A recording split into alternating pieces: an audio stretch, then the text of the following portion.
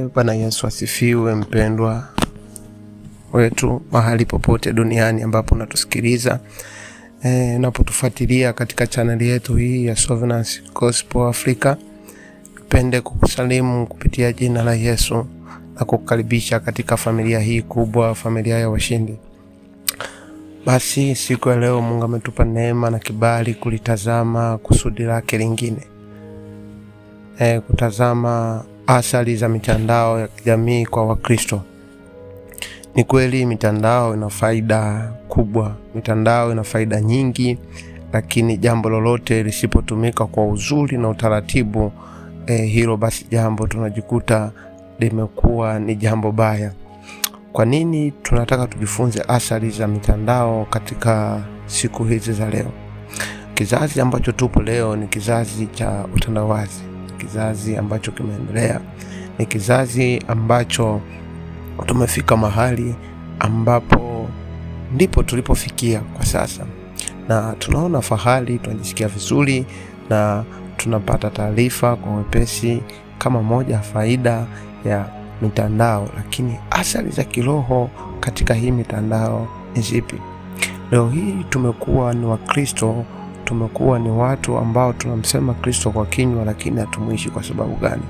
Muda mwingi tumekuwa tukitumia katika simu zetu, muda mwingi tumekuwa tukitumia katika television kufuatilia season, muda mwingi tumekuwa tukitumia katika michezo, mpira, muda mwingi tumekuwa tukifuatilia vichekesho, na wala sio kufanya mambo ya kimungu, wala sio kujifunza tena neno la Mungu. Tumeacha asili ya maombi, tumeacha asili ya ibada, tumeacha asili ya kutimiza kusudi la kimungu.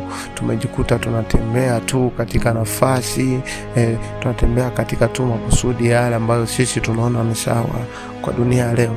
Leo hii imekuwa ni hatari sana. Watumishi wa Mungu tumefika mahali pabaya, tumefika mahali ambapo kweli sitaki kufariji kwamba watumishi wa Mungu tumeacha kumsikia Roho Mtakatifu.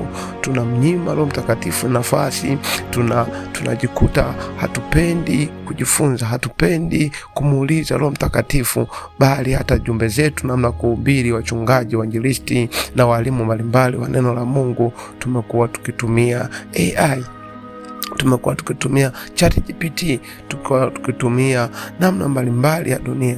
Hivyo msalaba wa Mungu umechezewa, njia ya wokovu imeharibika. Ni kusimpendwa ambao umepata neema kusikia maneno haya. Mungu anatutaka turudi mahali pa unyenyekevu. Mungu anataka turudi mahali pa msalaba, mahali ambapo ndio asili ya nguvu zake. Neno la Mungu ni taa ongoza miguu yetu, lakini hatuwezi kuongozwa kwa mitandao ya kijamii. Tutaongozwa na Mungu, maana anasema walio na Roho wake hao ndio wana wa Mungu. Tukubali kujazwa nguvu za Roho Mtakatifu ili tuongozwe na Roho Mtakatifu, na wala sio ChatGPT wala AI zingine. Barikiwa na Mungu akubariki sana.